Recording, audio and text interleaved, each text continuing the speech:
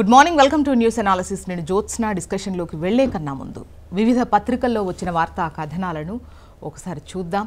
తెలంగాణ వార్తా పేపర్స్ చూసినట్టయితే ముందుగా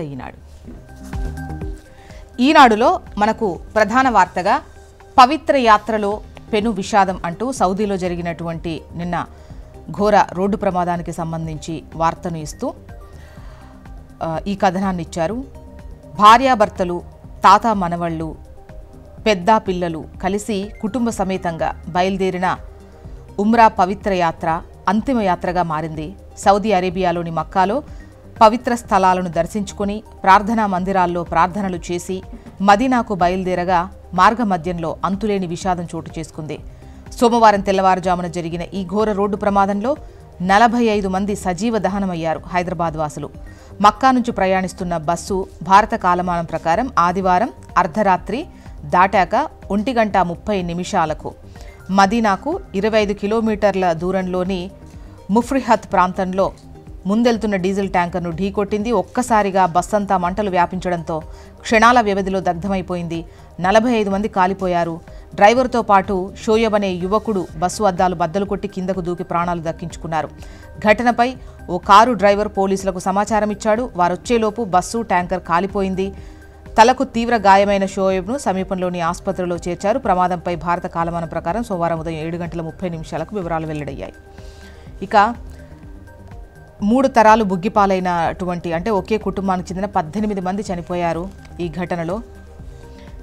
ఇక మంత్రి అజర్ ఆధ్వర్యంలో సౌదీకి బృందం, అక్కడే అంత్యక్రియల నిర్వహణకు ఏర్పాట్లు.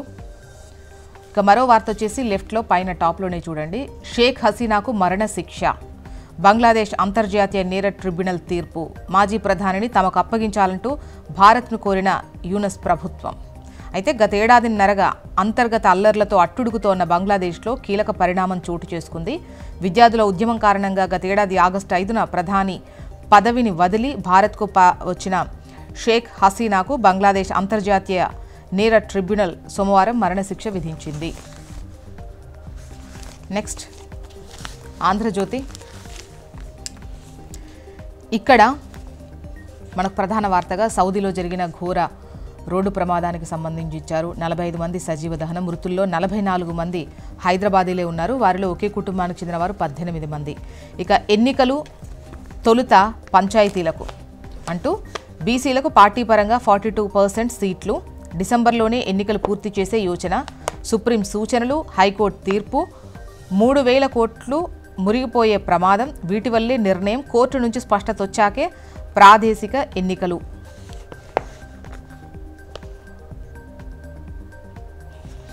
ఇక న్యూ ఇయర్కి ఎక్కడుంటారో తేల్చుకోండి అంటూ ఈ పార్టీ ఫిరాయింపులకు సంబంధించి తెలంగాణలో 10 మంది శాసనసభ్యుల ఫిరాయింపు వ్యవహారానికి సంబంధించి స్పీకర్ విచారణలో జాప్యాన్ని సుప్రీం తీవ్రంగా పరిగణించింది. రోజువారీ విచారించాలని, ఎమ్మెల్యేలు సహకరించకపోతే వేటు వేయాలని గత ఆదేశాల్లోనే స్పష్టం చేశామని గుర్తు చేసిన విషయాన్ని ఇక్కడ ఇచ్చారు. అయితే ఆదేశాలు పాటిస్తారా, ధిక్కారం కేసు ఎదుర్కొంటారా? 4 వారాల్లో ఫిరాయింపు ఎమ్మెల్యేలపై తేల్చండి. తెలంగాణ స్పీకర్కు సుప్రీంకోర్టు హెచ్చరిక. నిర్ణయం తీసుకోవడంలో ఆలస్యంపై తీవ్ర అసహనం. రోజువారీగా విచారించాలని గతంలోనే చెప్పాం. ఎమ్మెల్యేలు సహకరించకపోతే వేటు వేయాలన్నాం. సభాపతికి గుర్తు చేసిన సీజేఐ జస్టిస్ బిఆర్ గవాయ్. స్పీకర్తో పాటు ప్రతివాదులకు నోటీసులు జారీ. నెక్స్ట్ స్పీకర్ది కోర్టు ధిక్కారమే అంటూ ఫిరాయింపులపై తేలుస్తారా లేదా, న్యూ ఇయర్ ఎక్కడ జరుపుకుంటారో తేల్చండి. 4 వారాల్లో ఫిరాయింపు ఎమ్మెల్యేల కేసు తేల్చండి అన్న సీజేఐ. 45 మంది ఆహుతి. మృతులంతా హైదరాబాదీలే. ఉమ్రా యాత్రలో పెను విషాదం. ఆయిల్ ట్యాంకర్ను ఢీకొన్న బస్సు. పార్టీ కోటాతోనే పంచాయతీ. ప్రభుత్వ పరంగా 42% హుష్కాకి అంటూ డిసెంబర్ 2వ వారంలో ఎలక్షన్. ముందుగా సర్పంచ్ ఎన్నికల నిర్వహణ.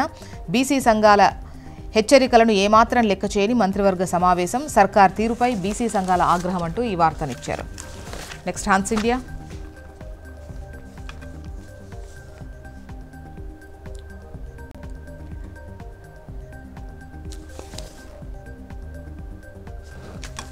ఇక ఏపీ వార్తా విశేషాలు హన్స్ ఇండియా చూసినట్టయితే ముందుగా హన్స్ ఇండియాలో సౌదీలో జరిగిన ఘోర రోడ్డు ప్రమాదాన్ని ఇక్కడ ఇస్తూ ప్రధాన వార్తగా ఇచ్చారు. 45 Hyderabadis killed in Saudi bus crash. Of them, 43 are Umrah pilgrims from Mallepalli, Bazarghat, Chirra, Tapachapudra, Karwan, Tolichoki, Musharabad and Vidyanagar. 18 members of a family killed in tragedy. PM condoles death of city pilgrims. Azhar led official team for Saudi. ఇక AP వార్తా విశేషాల్లోకి వెళ్దాం.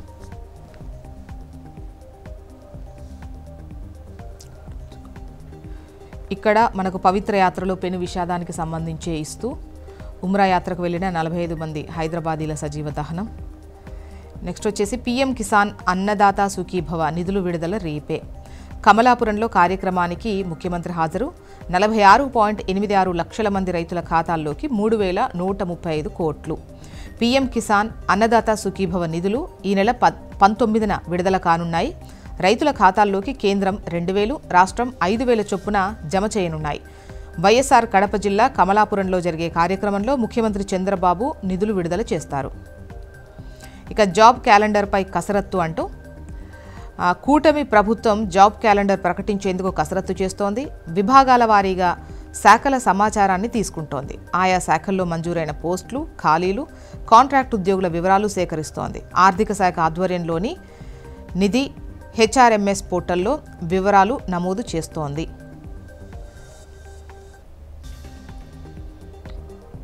Next Andhra Jyothi. ఇక్కడ మనకు సౌదీలో జరిగిన ఘోర road ప్రమాదం, 45 మంది సజీవ దహనమైనటువంటి ఘటనను ప్రధాన వార్తగా ఇచ్చారు. మరోవైపు ఉక్కు సంకల్పం అంటూ 17 నెలలు 15,000 కోట్లు. విశాఖ ఉక్కుకు కేంద్ర రాష్ట్ర ప్రభుత్వాల సాయమిది అంటూ ఈ వార్తను ఇచ్చారు. విశాఖ ఉక్కు ఆంధ్రుల హక్కు నినాదంతో ఆవిర్భవించిన విశాఖపట్నం ఉక్కు కర్మాగారాన్ని నిలబెట్టేందుకు కూటమి ప్రభుత్వం సర్వశక్తులు ఒడ్డుతోంది.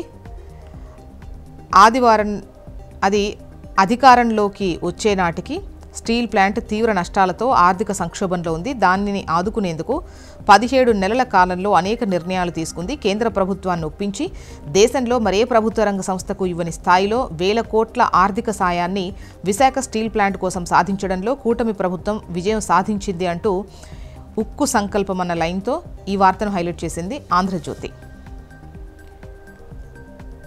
ఇక న్యూ ఇయర్కు ఎక్కడుంటారో తేల్చుకోండి అంటే ఆదేశాలు పాటిస్తారా, ధిక్కారం ఎదుర్కొంటారా, 4 వారాల్లో ఫిరాయింపు ఎమ్మెల్యేలపై తేల్చండి అంటూ ఇటు తెలంగాణ స్పీకర్కు సుప్రీంకోర్టు హెచ్చరిక చేసినటువంటి విషయాన్ని ఇక్కడ హైలైట్ చేస్తూ న్యూస్ రీల్లో కథనంగా ఇచ్చారు. నెక్స్ట్ సాక్షి. సౌదీలో మృత్యుఘోషకు సంబంధించి ఇస్తూ 43 మంది హైదరాబాదీ ఉమ్రా యాత్రికుల సజీవ దహనం, మరో 2 కర్ణాటక వాసులు కూడా మృత్యువాత పడ్డారు. అన్నదాత మళ్లీ కోత అంటూ తొలి ఏడాది 10,716 కోట్ల పెట్టుబడి. సాయానికి బాబు సర్కార్ యగనామం. రైతన్నలకు 2 ఏళ్లలో ఇవ్వాల్సింది 21,432 కోట్లు. మొదటి ఏడాది పూర్తిగా ఎగ్గొట్టారు. రెండో ఏడాది తొలి విడతలో విధిల్చింది 2,342 కోట్లే. ఇప్పుడు మలి విడతలోనూ కేవలం 2,342 కోట్లే. 46.85 లక్షల మందికి సుఖీభవ, దాదాపు 7 లక్షల మంది భూ యజమానుల ఏరివేత. కౌలు రైతులకు ఈ విడతలోనూ మొండి చేయి. పీఎం కిసాన్ కాకుండా తాము సొంతంగానే ప్రతి రైతుకు ఏటా 20,000 చొప్పున ఇస్తామన్న చంద్రబాబు. అదునుకు పెట్టుబడి సాయం అందక అన్నదాతల హాహాకారాలు అంటూ ఈ వార్తను సాక్షి హైలైట్ చేసింది. మొత్తానికి ఇవి ఇవాళ వివిధ పత్రికల్లో వచ్చినటువంటి వార్తా కథనాలు. ఇప్పుడు ఒక చిన్న బ్రేక్ తీసుకుందాం. బ్రేక్ తర్వాత డిస్కషన్లోకి వెళ్దాం. Stay tune.